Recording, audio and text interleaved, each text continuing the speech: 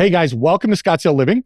This is the next edition of our award-winning podcast, which is kind of cool. I don't know what that really means, but we got an award. Hey. Cantrill, the Scottsdale Matchmaker. So this is a woman that's very accomplished and approaches matchmaking from a psychological kind of standpoint. Mm-hmm. The brand is actually the Scottsdale Matchmaker. That's right. Website, scottsdalematchmaker.com. That is correct. So tell me how, you're an Arizona native. Yes. But you've got a little dual affiliation with Iowa going on, right? I do. So what kind of brings you back and forth, and what gets you into this genre of doing this for a living? Oh my gosh. Well, I know we only have 25 minutes. Yeah, 25 to 32. We're going to run in there somewhere. So I am an Arizona native. I was born and raised in Scottsdale, went to NAU for college. Lovely. And my ex-husband, met my ex-husband in the process, who was originally from Detroit. And so I'm from Detroit. I love that. Are you really? Yeah. I don't know if that's good or bad, considering What it's an part of ex-husband. Detroit are you from? Born and Outer Drive in Plymouth and Okay. migrated west. So Redford, Livonia, Northville yeah. was the last place I lived before I moved here. Oh my gosh. We lived in Wixom. Oh, wow. Okay, cool. Right near Novi. So 10 Yeah. miles away. Yeah. 15. That's crazy. That is crazy. So we settled there in Wixom. And the recession of 05-06 moved us to Iowa. Yeah, Detroit gets killed in the automotive thing. Oh right? my Just gosh, crushed. it was so bad. Yeah. It was so bad. So we moved. And a year later, found myself going through a divorce. And I had been away from, in the meantime, family had moved around. And I thought, I'm just going to stay in Iowa and raise my kids, because my kids were 8 and 5 at the time. Good place to raise kids probably too, right? Yeah. And it's really funny because I joked, when you go from Detroit to this, to Cedar Rapids, Iowa, Iowa is, they call it the city of 5 seasons in Cedar Rapids, which is the 5th season is family. It's like one of the top ranked places to raise a family. Love that. And as a single mom, I knew that the schools were great, and, I didn't have to move them around. And so I stayed. And in that whole journey of going through the divorce, going on the apps, I'd been with my ex-husband since I was 19. Wow. And so I was in my early 30s. So this is a whole new world for you. In a new city. Yeah. It was, because we only lived there a year before I started going through a divorce. And so it really forced me to figure things out. Yeah. And when we're, I have found that when we are in a place of uncertainty and not knowing who we are or what we stand for, we kind of go back to what brings us joy. Sure. And for me, I've always been a lover of people, always, even from as long as I can remember. And not only that, but I've always been one of those people in which people always say, "You look so familiar." I get that a lot. You get so familiar. Cool. Or like, people are always like, "Why do I feel that I can just tell you anything?" So that has always been my life. And, Sure. and it's your superpower. it's a superpower. That's a great way to say that. And I, from standing in line in the grocery stores to, just out and about, just in general, even in my corporate job, I had like 2 desks at my corporate job, and people would just come and sit. Yeah, and hang out. and hang out and chat and want to know my advice. Yeah. It's the water jug time with Kat, right? That's right. Yeah. I love that. And so throughout my divorce, trying to figure out my life, well, I was a dancer. I was a dancer all through high school and all through college. And it was something that brought me joy. And so I started there. I'm like, I don't know a lot of people in the city. I need to do something for myself. And so I'm going to start with what I'm familiar with, which was dancing. And I wasn't happy with that. And so I decided to open up my own studio. Oh, wow. Dance studio. Yes. So is it breakdancing? It was, I can break dance, I love actually. that. That's so cool.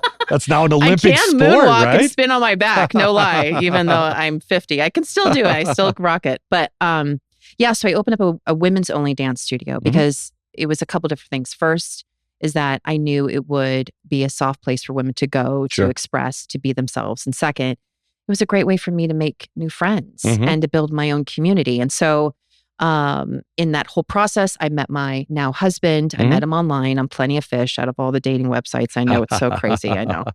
Met him on Plenty of Fish. And then he saw what I was doing with these women in the studio, which was connecting them, reconnecting them to themselves, being there for them. They were constantly again, being an Uber connector. The women were like, "How did you figure this out? Like, how did you?"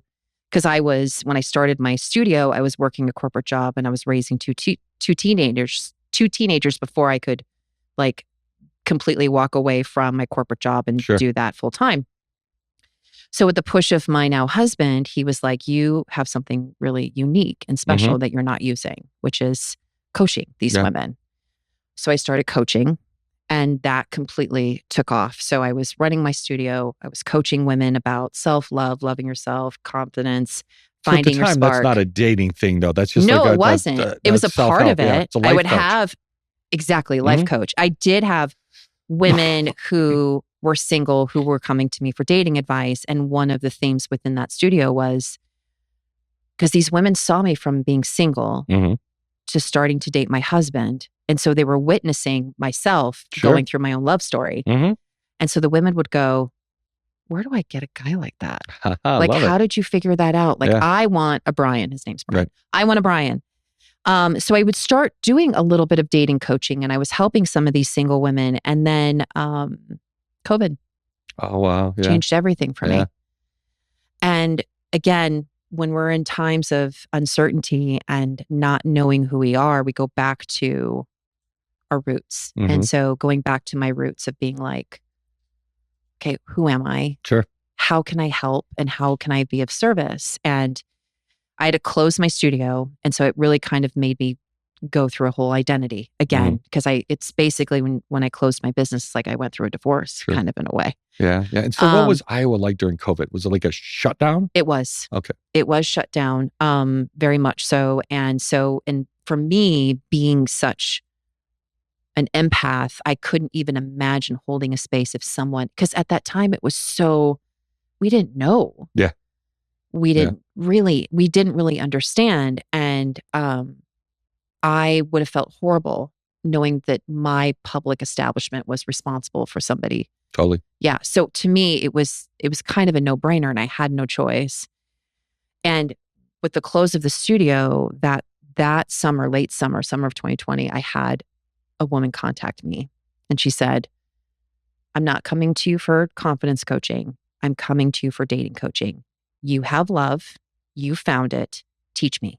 Wow. And I was like, all right. Is this a thing? Yeah, totally. I think that this is a thing. So I leaned in, started coaching her, and all of those years that I went through of being single and navigating and how I figured it out, it's like I tapped into all of this knowledge that I had not used. Right. So started dating coaching, launched my podcast.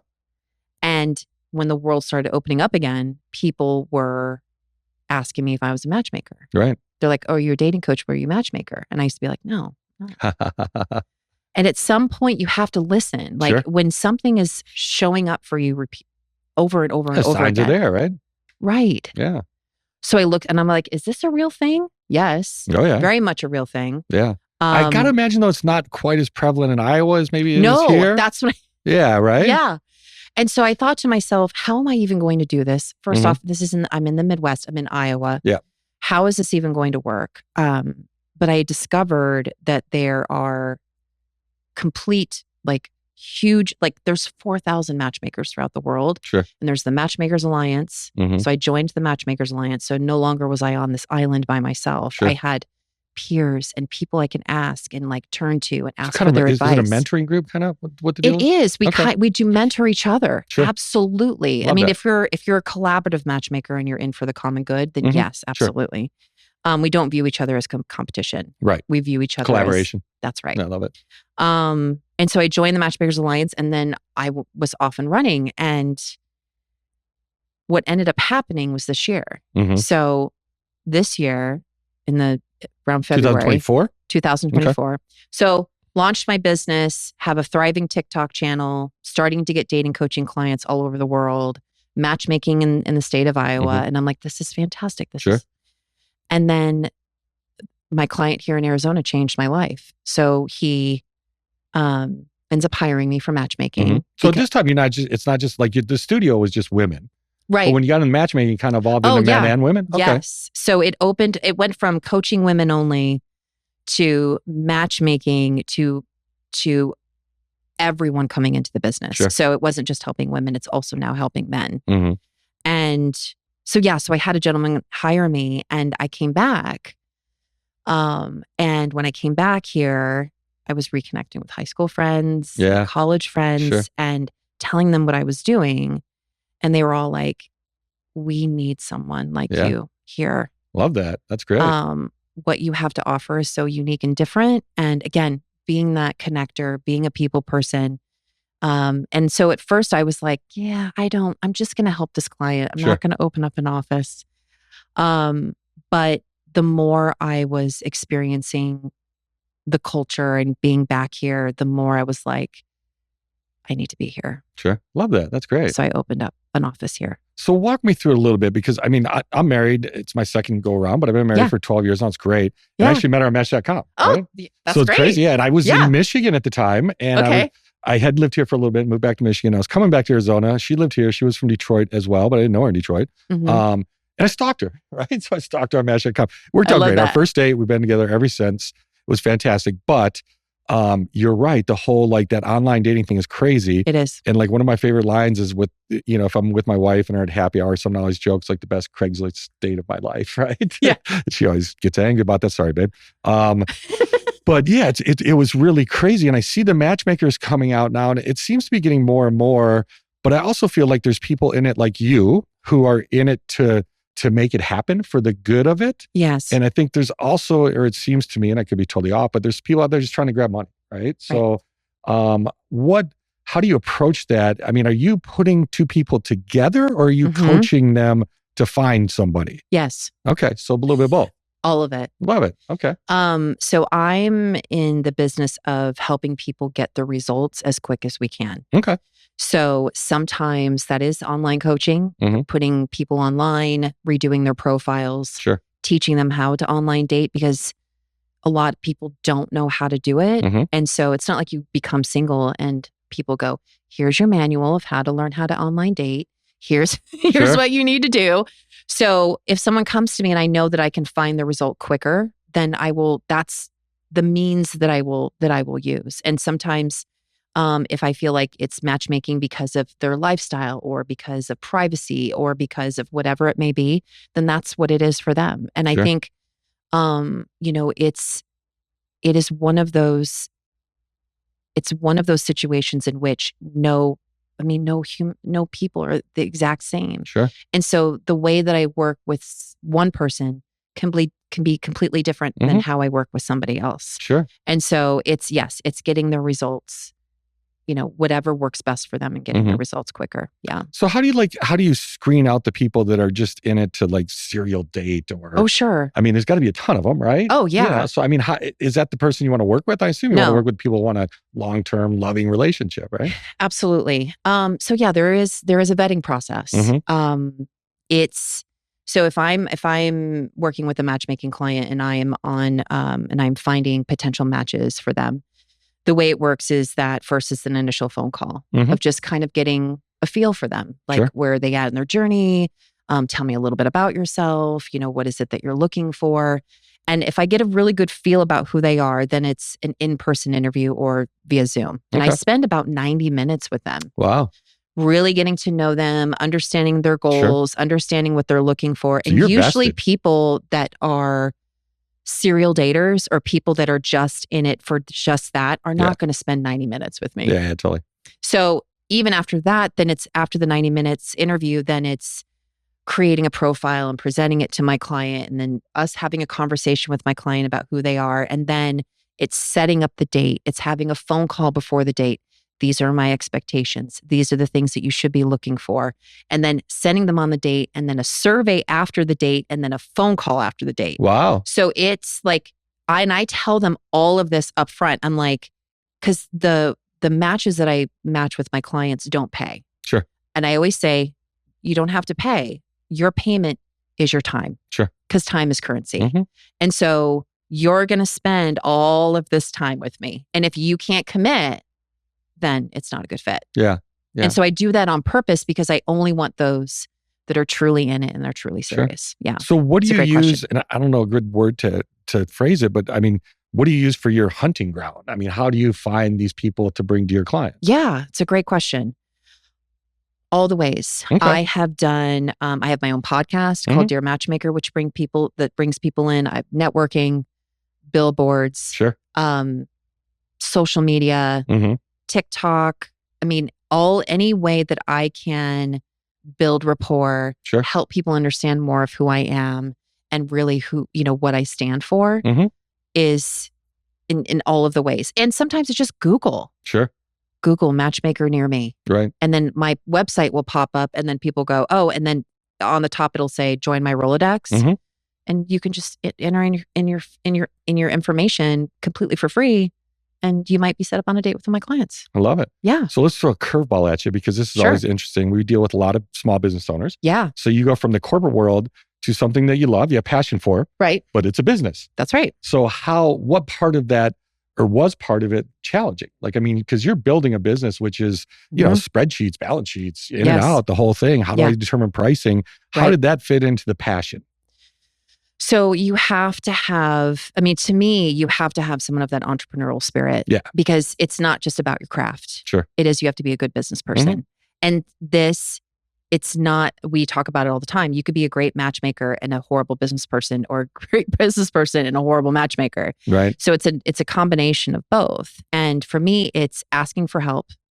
It's putting up other people's eyes on what I'm doing. Sure. It's being, not being full of pride and being able to go, okay, yep, I made a mistake. Let me fix this or fix that. And then having a team. Sure. So I've got, for me, I have an accountant, I have a bookkeeper, I have an assistant. And those are the things that keep me on track, that I get reports every month. I have an assistant that answers my emails. So it allows me to continue run the business, but also be in my zone of genius, which is my craft. So you get to play in your craft without having to necessarily deal with the minutia of the everyday. That's right. Yeah. That's a great way to set it up. Yeah. I mean, as long as it works. And I see way too many business owners that don't.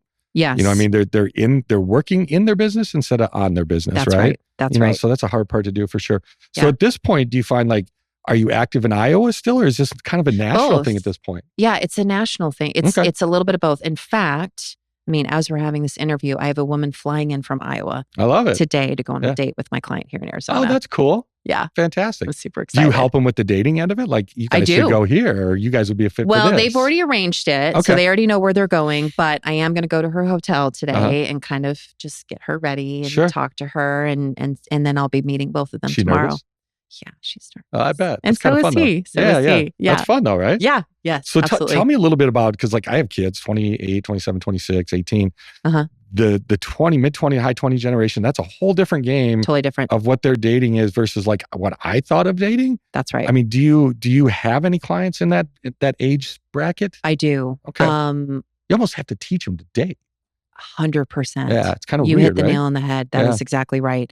So not to make this into an entire TED Talk, but it is a little bit of, it is a problem. Sure. Because young men don't, back in the 80s, you had to get up, you had to shower, you had to get dressed, put on the cologne, drive your car, go to the thing, approach the girl, right? Yeah, put yourself out there. You don't have to do that now. Right. You can sit at home. You can get dopamine through video games. Yeah. Everything that you used to have to go out and try to get, you can now have it at your fingertips. Yeah. I mean, one session with the headshot expert, right? And then you're off and running. Exactly. Yeah. And I think that the fear of rejection is real. I think that social media, the way that they have showcased the perfect life and what you should and should not be doing, has played a huge part into it too. So I do have a demographic of younger men who come to me. They're like, I haven't dated much. Sure. I've only had one relationship in college.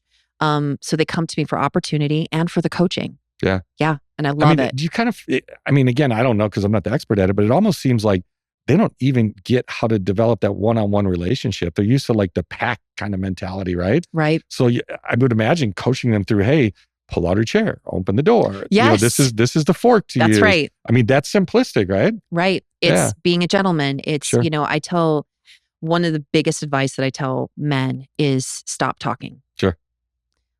Ask her questions, because women connect with emotion. Yeah. And listen, right? That's right. So ask her a question, let her answer the question, but then also listen to the answer to the question and then do a follow-up question. Sure. It's when you ask question, answer, question, answer, it becomes like an interview, and you want her to feel the emotion. So I always tell people, don't connect with facts, connect with stories. Sure. And with the stories, it just naturally, organically, you start to feel emotion on, on those dates. So and nerves get in the way. But I think that, just having that continuous reminder of what you should and should not be doing, everybody needs it, not Sure. just, Yeah. the younger men. But yeah, everyone needs that. So flipping to the opposite end of the spectrum. Yeah. So you get your guys that are, and I'm just picking on men because I am one, but 60, 65, right? That Yeah. age bracket. Yes. So those guys have a different expectation than what maybe reality is today, I would think. There is some truth to that. Mhm. And a lot of the conversations I have are reality checks. Sure. Yeah. I mean, I watched The Golden Bachelor. They don't know what they're doing necessarily, Nobody knows. Yeah. And if they do, then they're lying. Yeah. I think that everyone's just kind of trying to figure it out. Sure. And, I think having unrealistic expectations is just a form of sabotage. Sure. It's just really setting yourself up in which that you really will never find what you need. That's right. Be real. Yeah. So as a professional at this, what's a perfect date? Perfect obviously date, changes, but what's a perfect date? I think in a your perfect mind? first date, quite honestly, is either going, and I know it sounds so cliche, but it's going for coffee Sure. or going for a walk. So it's like a little feeler.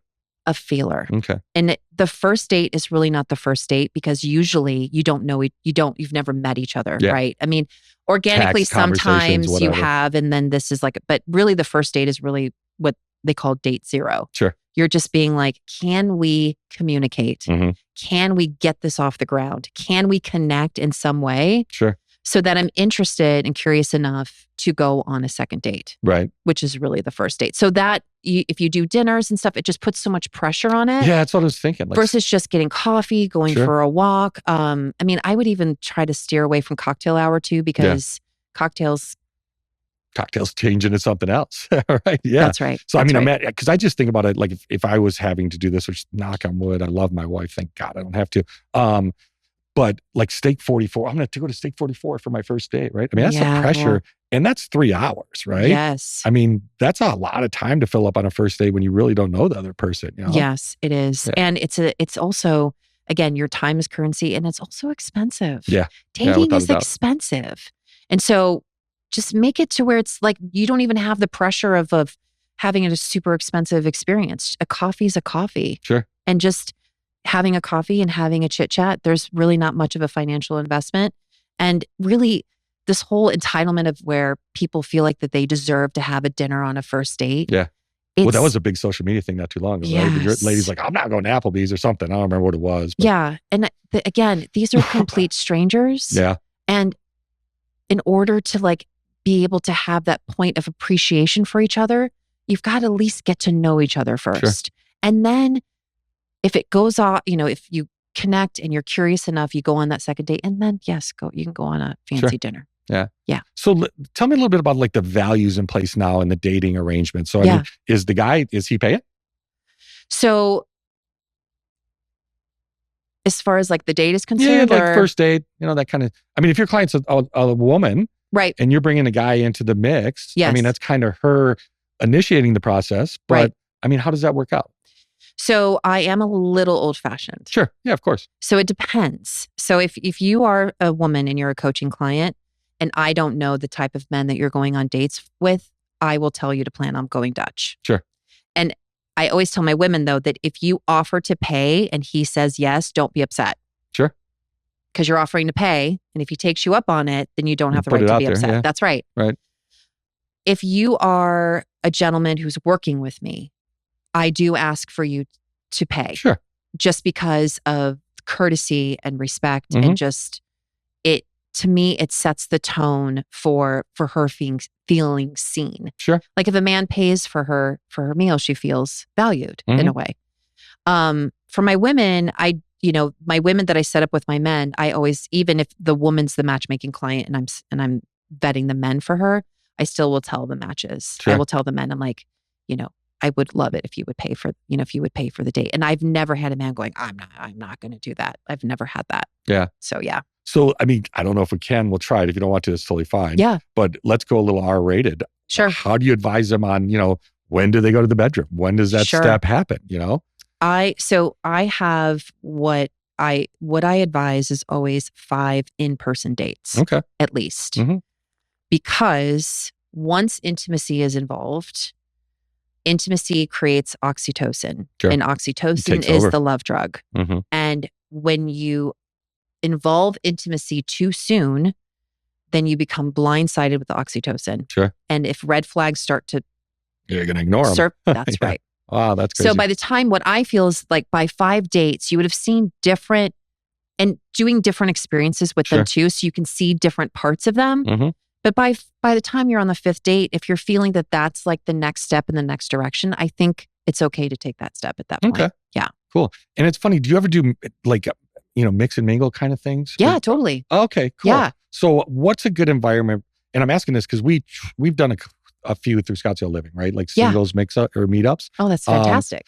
Yeah, a couple of them have been fantastic, right? I mean, it's kind of weird because it's the hardest thing to get is the guys. Like the guys are all, we're all about it. And then they don't show up, So you get a ton of ladies and they come up and they're ready to go. And the guys are really timid. It's funny. But we tried to do one that was at a gym and it was going to be like a workout session, just a total bomb, right? I mean, just nobody wanted to do that. So I mean, what have you had success with? And, did the people connect at it? So for myself and what I've seen with what I've done, the best results that I've seen is speed dating. Okay. Yeah. When people come to speed dating, they know there's a result. Sure. They know they're going to walk away, hopefully with a match. Right. Or a few. I have found that in those kind of situations, that's common, where you will get tons of women that sign up and it's the men that are very hesitant. Yeah. And there's a bunch of different reasons why. But with speed dating, men know that, okay, if I'm going to go to this event, I'm guaranteed to meet 20 women, let's just say. And I don't have to spend more than a minute and a half or exactly. whatever. And you get to spend 4 to 5 minutes with each woman versus a mixer. What I have found with mixers, unless you're involving games or doing something like that, it ends up being like a junior high dance. Yeah. Everyone kind of goes to their corners. Nobody's really, in there, right? You throw an icebreaker then, but even then, people aren't really connecting. Yeah. Versus like, if you sit down and you have an actual conversation with somebody, maybe initially when you first looked at them, you were like, I'm not sure. But you sit down in front of them, you're like, oh my gosh, wow, I would have never expected that. So I'm not going to pick on them, but it's like a chamber of commerce meeting, right? Right. It's like you get the one guy that's racing around meeting everybody and everybody else is in the corners, kind of that. That's right. That's right. That's exactly right. Is. And I have found with speed dating that there are more matches that happen in speed dating than anything else. And I mean, I'm very proud. I've had at least one couple happen from every event that are still going strong. Yeah, that's fantastic. Yeah. Let's cover one thing that's really interesting to me. So you and I both we're similar ages. And I kind of make a lot of my money off social media. Similar. Like, I mean, you get a big TikTok following and everything else. I find that funny. But what's the impact of social media on dating? Because I feel like your world is out there. Like, my Facebook profile is everything about me, good, bad, and indifferent, right? Right. How does that, I mean, do you get clients or dates that are like, oh my gosh, in 2014, he said he hated Bush or Reagan or whatever. I mean, does that go down? Yeah. It's a real thing. Sure. Yeah, it's a real thing. So one of the biggest things that I teach people is to not make assumptions. Sure. And is to practice empathy. Okay. With each other. People change. Sure. Over time. Who you were in 2012 is not who you are today. I sure hope so, right? Yeah. Exactly. Right. If you're doing all the things you should be doing, because we're continuously supposed to be evolving. It's just who we are. Right. So if you're going through someone's history, you are purposely looking for something negative, which to me tells me you should not be dating. Sure. If that's your mindset, then you are not in a space that you should be dating. Because in dating, I always tell people that where you're at here and moving forward, where they've been in the past and the relationships and things that have happened. I mean, there are exceptions to that rule, but it doesn't matter. Sure. Be present with who they are now and allow them to show themselves to you. And over time, if you're paying attention, then you'll be able to figure out whether they're a good match or not, or whether there's bigger issues or attachment issues or whatnot. But if you're looking for reasons to say no, you're going to find reasons to say no. Sure. Yeah. So let's hit on one more thing, which I'm sure is really important, especially probably to the lady side. Well, how do you approach security? Like, because I mean, there's creepers out there, right? There is. I mean, so how do you handle that? So there's a couple of different ways. I mean, there is, you can do background checks. Mhm. There's a website that's called Ben Verified. So Mhm. you can go to Ben Verified, you can plug in someone's phone number, someone's first and last name, and you can find a lot of Sure. information on them. I know, in Iowa, I tell my women to go to Iowa Courts Online. You Mhm. can find out a lot of information there. And if you're really concerned about your own security, you can get a Google number. Yeah. And you can just have that as your dating Sure. number. And that way they don't have access to your full phone number and they, can't find out whatever it is where you're located, because people can plug in anybody's phone number and kind of figure out where they live. Sure. So get a Google number. Nobody will know. I love it. So Yeah. thank you so much for your time. Kat Thank Cantrill. you. Yeah, absolutely. The Yes. Scottsdale Matchmaker, Yeah. scottsdalematchmaker.com. That's right. And what do you want to leave us with? You got tips, tricks, advice? I mean, besides calling you, which is what they should do. Absolutely. I think one of the biggest things that I deliver people is hope. Love and it. I think that so many single people think that the dating pool is all messed up, and it's not. There are incredible people out there, and I just don't want people to give up. So I love that. Now, I thought we were going to wrap it up, but one just came up. I got to ask you. Okay? Yeah. Talk to me about The Bachelor, The Bachelorette, The Bachelorette Island, The Gold, whatever, all that stuff, right? Yeah. So I will touch on this. So I don't watch those shows Sure. anymore because this is my life. Yeah. And, like, I want to watch like a cooking show so Sure. I can escape. But those shows are so highly produced. Yeah. And they're not real. Right. I was interviewed for a Lifetime Mhm. show, and one of their questions that they asked me was, do you believe in tough love? Sure. And I said, absolutely not. Mm-hmm. And they want that matchmaker that's going to go on there and scream and yell. Yeah. And that's just, it's not my thing. So just take it at face value. Sure. Like, it's been highly produced. They pump alcohol in those people. Yeah. The producer will start to Instigate. whisper. They gotta be instigating, and right? instigate. And so it's just, my heart goes out to those people, especially on single shows, because they're bearing it all. They're being extremely vulnerable. Yeah. And they really want love. And Yeah. I feel like sometimes these shows, they put people in a negative light, and it kind of breaks my they're heart. looking for views, right? I mean, it's Yes. it's scripted. I mean, It's at least my scripted. take on it, but Yeah. cool. Again, so that's Kat Cantrill. Yeah. The Scottsdale Matchmaker, scottsdalematchmaker.com. Thank you guys. Have a wonderful day. And thank you so Thank much you. for your time. Thank you. You bet.